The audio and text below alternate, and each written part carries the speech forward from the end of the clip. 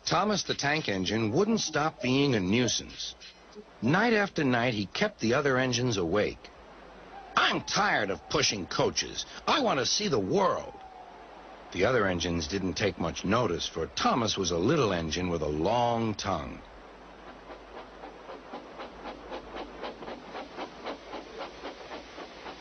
But one night, Edward came to the shed. He was a kind little engine and felt sorry for Thomas. "I've got some freight cars to take home tomorrow. If you take them instead of me, I'll push coaches in the yard." "Thank you," said Thomas. "That will be nice."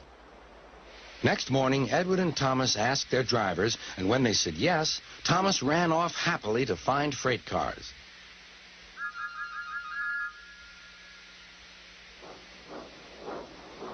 Now, the freight cars are silly and noisy. They talk a lot and don't attend to what they are doing.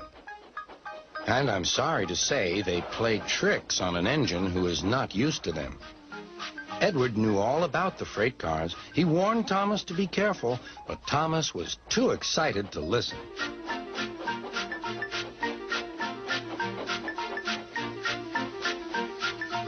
The shunter fastened the coupling, and when the signal dropped, Thomas was ready. The conductor blew his whistle. "Beep, beep," answered Thomas, and started off. But the freight cars weren't ready. "Oh, oh," they screamed. "Wait, Thomas, wait." But Thomas wouldn't wait. Come on, he puffed. "All right, don't fuss. All right, don't fuss," grumbled the cars.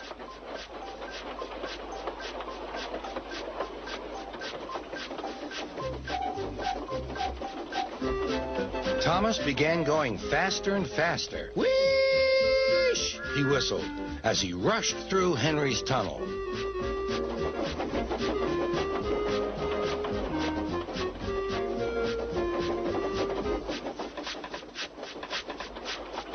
"Hurry, hurry," called Thomas. He was feeling very proud of himself. But the cars grew crosser and crosser. At last, Thomas slowed down as he came to Gordon's Hill.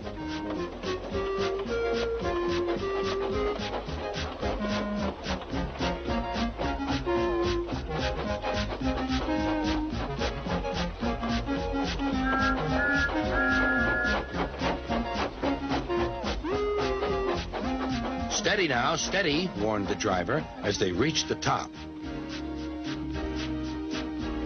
He began to put on the brakes. We're stopping," called Thomas. "No, no, no," answered the cars, bumping into each other. Go on." Before the driver could stop them, they had pushed Thomas down the hill and were rattling and laughing behind him.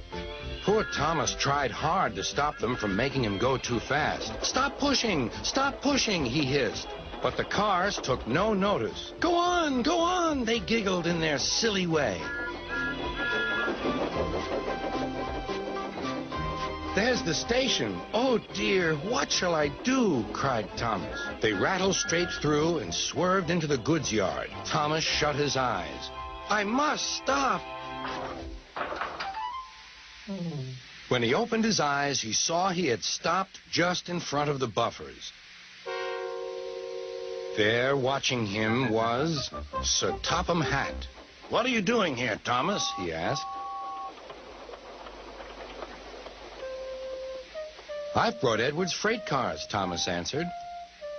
"Why did you come so fast?" "I didn't mean to. I was pushed," said Thomas.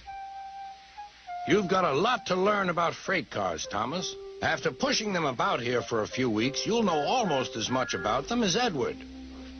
Then you'll be a really useful engine."